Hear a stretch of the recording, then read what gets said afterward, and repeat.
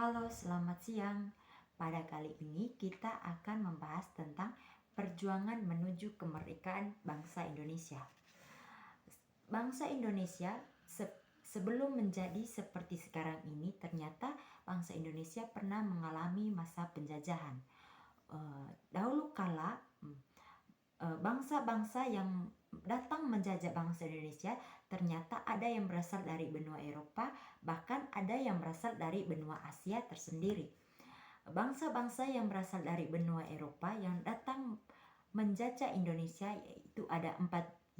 Yang pertama, bangsa Portugis. Bangsa Portugis adalah bangsa pertama dari benua Eropa yang datang menjajah Indonesia. Bangsa Portugis datang pada tahun 1511 yang dipimpin oleh Alfonso. Awalnya anak-anak mereka menyerang dan menguasai Malaka, karena Malaka adalah pusat perdagangan penting di Indonesia. Setelah menguasai Malaka, mereka melanjutkan perjalanan mereka ke Maluku. Di sana Portugis tertarik dengan rempah-rempah. Terutama Portugis ini paling tertarik dengan cengkeh dan pala. Mereka awalnya berdagang dan menjalin hubungan kerja dengan kerajaan Ternate. Tetapi lama-lama mereka mulai mencampuri urusan kerajaan dan memaksakan ajaran agama mereka. Ini yang membuat rakyat dan raja setempat marah-marah. Pada akhirnya Portugis ditolak dan terjadilah dikarenakan Portugis ditolak oleh kerajaan Ternate ini, terjadilah konflik besar antara Portugis dan kerajaan-kerajaan lokal di Indonesia. Raja Ternate dan rakyat melakukan perlawanan pada Portugis. Bahkan Spanyol yang datang di kemudian sesudah bangsa Portugis ini bersaing dengan Portugis di Maluku. Persaingan ini makin panas hingga akhirnya Portugis diusir dari beberapa wilayah. Yang kedua, bangsa kedua dari Eropa yang datang menjajah Indonesia seperti yang Ibu jelaskan pertama tadi, yaitu bangsa Spanyol. Dahulu sekali anak-anak, bangsa Eropa mulai berlayar mencari rempah-rempah di Indonesia. Salah satunya adalah bangsa Spanyol. Mereka datang ke Kepulauan Maluku pada abad ke-16. Seperti yang Ibu jelaskan tadi, mereka datang dan mengusir bangsa Portugis. Bangsa Spanyol ini datang pada abad ke-16 sekitar pada tahun 1521. Bangsa Spanyol ini dipimpin oleh Ferdinand Magellan. Walau Magellan sendiri tewas di Filipina, tetapi kapalnya terus berlayar hingga sampai di Maluku. Waktu itu mereka bekerja sama dengan kerajaan Tidore. Tapi karena di Maluku juga sudah ada bangsa Portugis, mereka bertengkar. Seperti yang Ibu jelaskan dari awal tadi, terjadi konflik besar di Maluku antara Portugis dan bangsa Spanyol.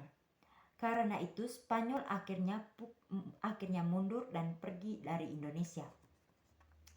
Bangsa ketiga dari benua Eropa adalah bangsa Inggris.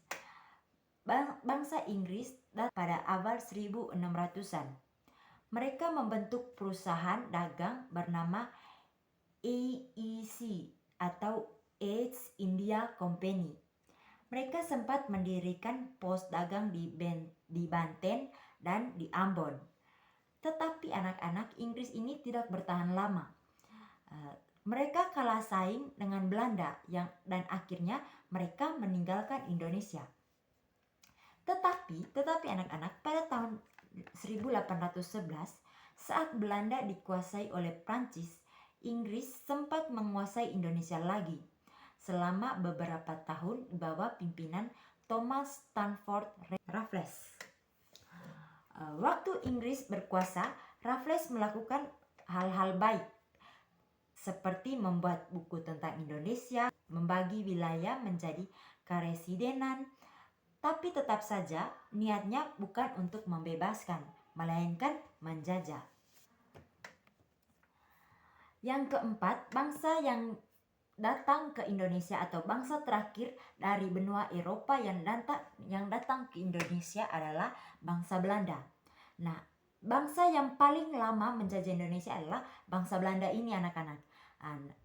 Bangsa Belanda ini datang pada tahun 1596. Pertama kali dipimpin oleh Cornelis de Houtman. Mereka pertama kali datang ke Indonesia itu ke Banten dan mulai berdagang. Tetapi karena mereka datang pertama itu alasan berdagang, mereka tidak puas. Akhirnya mereka membuat VOC atau Kongsi Dagang Belanda pada tahun 1602. VOC ini, anak-anak, mempunyai tentara dan senjata. Sejak awal VOC berdiri, mereka mulai menguasai pelabuhan, monopoli rempah-rempah yang ada di Indonesia, dan memaksa rakyat menjual hasil bumi mereka, hasil bumi hanya kepada VOC ini. Ketika VOC bangkrut pada tahun 1799, pemerintah Belanda langsung ambil alih. Mereka menjajah Indonesia selama ratusan tahun. Rakyat dipaksa kerja rodi, pajak berat, dan hasil bumi diangkut ke negeri mereka. Jadi anak-anak, pada zaman penjajahan Belanda ini, hasil bumi yang ada di Indonesia diangkut paksa untuk dibawa ke Belanda. Pada zaman itu Belanda menguasai sekolah, tanah, dan pemerintah. Itulah masa paling lama. Yang kedua, bangsa yang berasal dari Asia tadi yang menjajah bangsa Indonesia adalah bangsa Jepang. Setelah Belanda pada tahun 1942, datanglah bangsa Jepang ke Indonesia. Mereka mengusir Belanda dengan menjanjikan Asia untuk Asia. Semboyan Asia untuk Asia ini, anak-anak, maksudnya propaganda Belanda untuk mengusir bangsa-bangsa yang berasal dari benua Eropa untuk tidak datang ke Indonesia. Awalnya rakyat Indonesia sempat senang karena Belanda pergi, tetapi justru Jepang yang paling sangat kejam dalam menjajah Indonesia. Dalam masa penjajahan Jepang, rakyat dijadikan romusa atau kerja paksa, makanan disita, dan semua harus tunduk pada kaisar Jepang. Sekolah hanya untuk propaganda. Banyak rakyat yang merasa menderita. Tetapi di balik itu, anak-anak, Jepang itu memberi pelatihan militer pada pemuda Indonesia yang nantinya berguna pada itu adalah bangsa-bangsa yang menjajah bangsa Indonesia dulu. Yang kedua, kita akan memasuki latar belakang bangsa-bangsa tersebut dalam menjajah Indonesia. Tentunya anak-anak, bangsa-bangsa tersebut tidak datang tanpa alasan ke Indonesia. Setiap bangsa mempunyai tujuan, tapi ada satu alasan utama yang sama, yaitu untuk merebut kekayaan yang ada di Indonesia. Latar belakang yang mempengaruhi mereka datang ke Indonesia, yang pertama, mencari rempah-rempah atau gold. Di masa lalu, rempah-rempah seperti cengkeh, pala, lada, kayu manis sangatlah mahal di Eropa.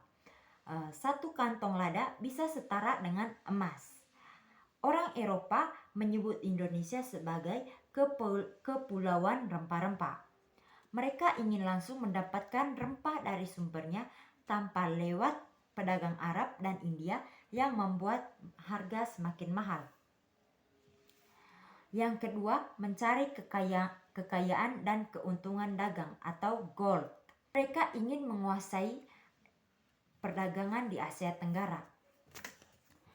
Dengan menguasai pelabuhan dan jalur perdagangan di Indonesia, mereka bisa mendapatkan keuntungan besar. Bangsa seperti Belanda bahkan membuat perusahaan dagang sendiri, yaitu VOC tadi, yang bertujuan untuk mencari keuntungan dari rempah-rempah. Yang ketiga, menyebarkan agama atau gospel. Bangsa Portugis dan Spanyol, anak-anak, juga datang ke sini dengan menyebarkan agama Katolik, karena mereka percaya bahwa menyebarkan agama adalah tugas suci. Yang keempat adalah mencari kekayaan dan kekuasaan atau glory.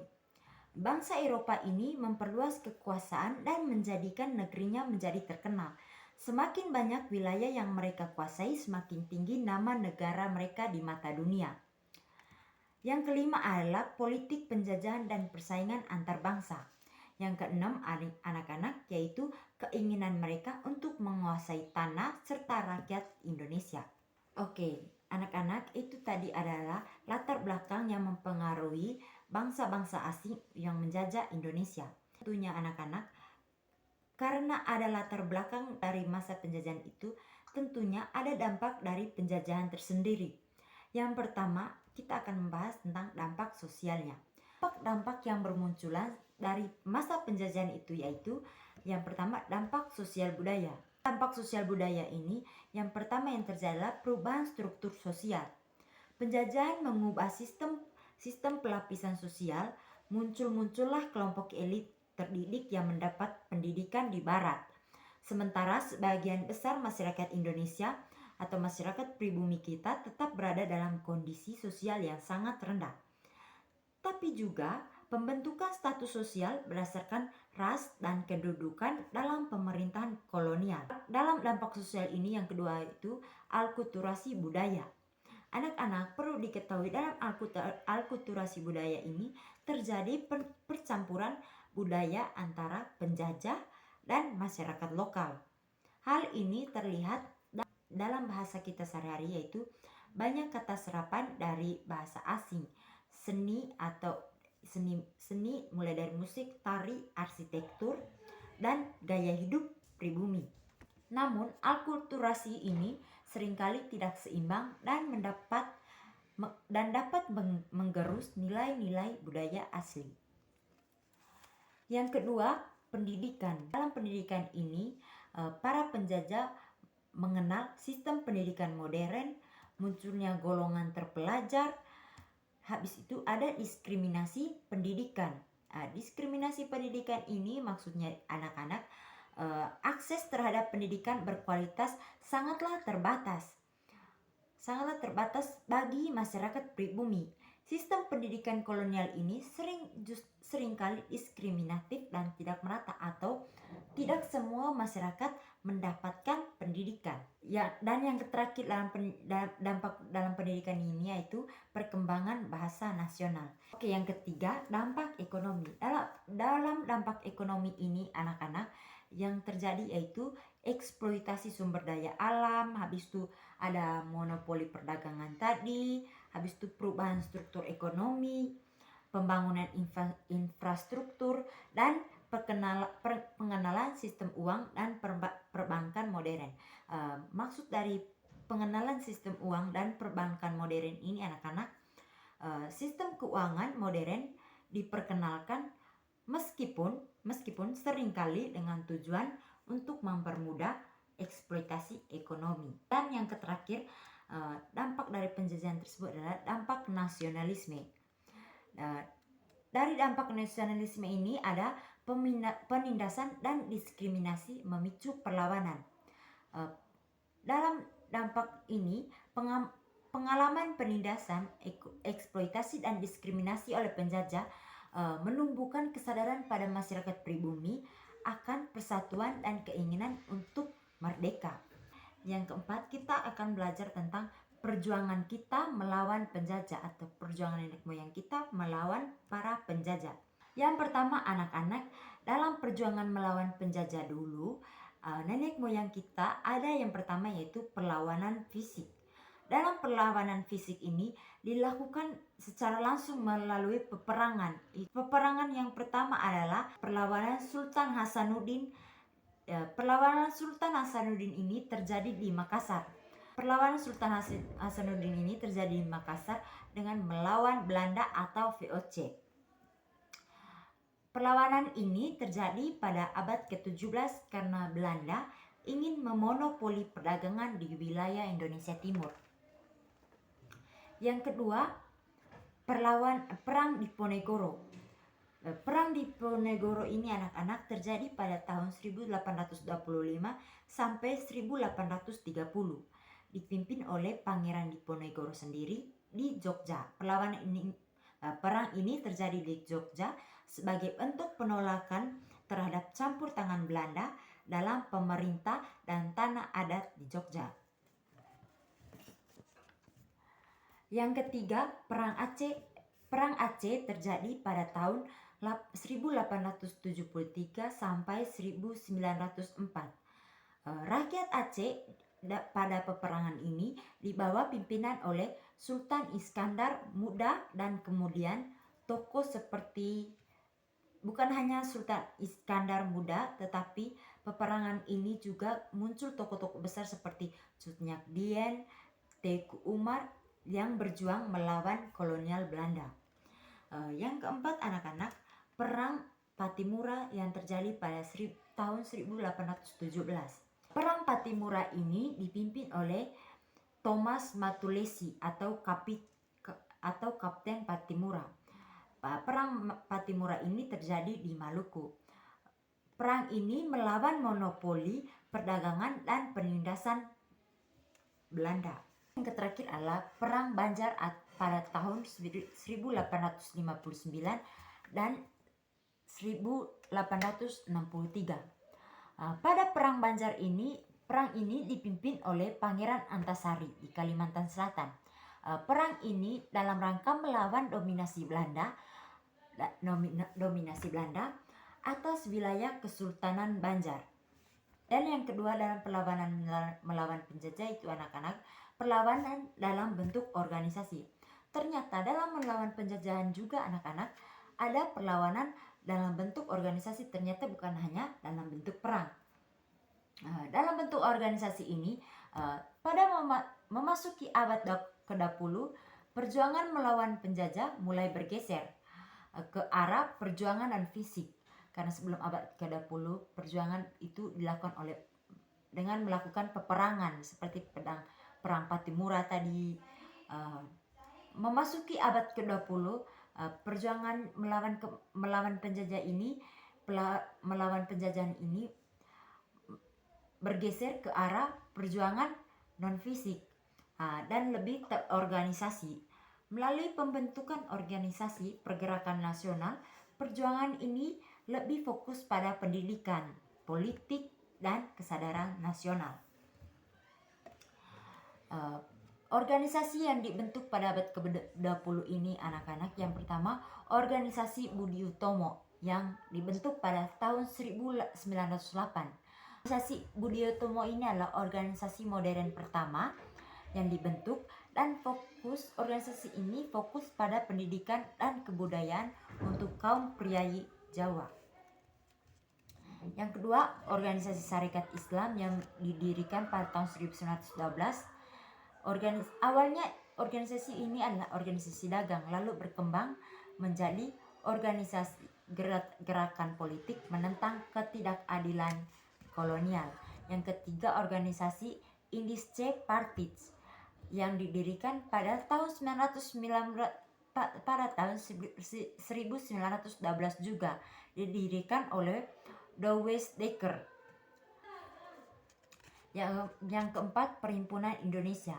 Organisasi Perhimpunan Indonesia ini didirikan pada tahun 1925. Yang kelima, Organisasi Partai Nasional Indonesia atau PNI. PNI didirikan pada tahun 1927, didirikan oleh Insinyur Soekarno, mendorong perjuangan kemerdekaan melalui politik dan ideologi nasionalisme. Kita akan membahas tentang peristiwa-peristiwa sebelum kemerdekaan. Yang pertama ada peristiwa pendudukan Jepang di Indonesia yang terjadi pada tahun 1942 sampai 1945. Yang kedua ada pembentukan BPUPKI pada tanggal 29 April 1945. BPUPKI ini atau biasa disebut dengan Badan Penyelidik Usaha-Usaha Persiapan Kemerdekaan Indonesia dibentuk oleh Jepang. Awalnya memang BPUPKI ini dibentuk oleh Jepang. Tugasnya yaitu merumuskan dasar negara dan rancangan undang-undang dasar. Tokoh penting dalam BPUPKI ini anak-anak Insinyur Soekarno, Muhammad Yamin, Dr. Andes Muhammad Hatta, dan Mr. Supomo. Yang ketiga, sidang pertama BPUPKI. Sidang pertama yang dilakukan BPUPKI yang pertama adalah yang terjadi pada tanggal 29 Mei sampai 1 Juni 1945. Dalam sidang ini membahas dasar negara Indonesia untuk merdeka. Soekarno menyampaikan gagasan Pancasila.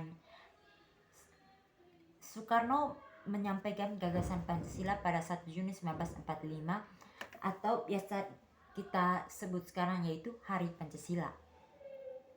Yang keempat, sidang BPUPKI kedua yang terjadi pada tanggal 10 sampai 16 Juli 1945. Dalam sidang BPUPKI kedua ini menyusun rancangan undang-undang dasar termasuk pembukaan yang dikenal sebagai Piagam Jakarta. Hasil sidangnya menjadi dasar pembentukan PPKI. 5. Kekalahan Jepang. Kekalahan Jepang terjadi pada Agustus 1945.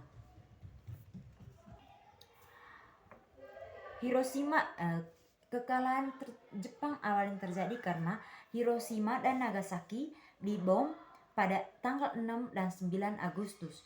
Jepang menyerah tanpa syarat pada 15 Agustus 1945. Kekosongan kekuasaan dimanfaatkan untuk proklamasi kemerdekaan. Yang keenam, peristiwa Rengas Dengklok atau tanggal 16 Agustus 1945. Soekarno-Hatta dibawa ke Rengas Dengklok oleh golongan muda untuk mendesak proklamasi. Mereka kembali ke Jakarta malam harinya dengan jaminan Laksamana Maeda. Penyusunan teks proklamasi ini anak-anak dilakukan di rumah Maeda. Teks ini dirumuskan oleh Insinyur Soekarno, Muhammad Hatta, dan Ahmad Soebarjo. Diketik oleh Sayuti Melik dan ditandatangani atas nama bangsa Indonesia. Yang kedelapan, proklamasi kemerdekaan pada tanggal 17 Agustus 1945, tepatnya pada pukul 10 waktu Indonesia bagian Barat. Dibacakan oleh Insinyur Soekarno di Jalan Pegangsaan Timur nomor 56 Jakarta, dihadiri oleh tokoh-tokoh nasional dan masyarakat, menandai lahirnya Negara Kesatuan Republik Indonesia. Oke adik-adik, itu saja materi tentang perjuangan melawan kemerdekaan negara.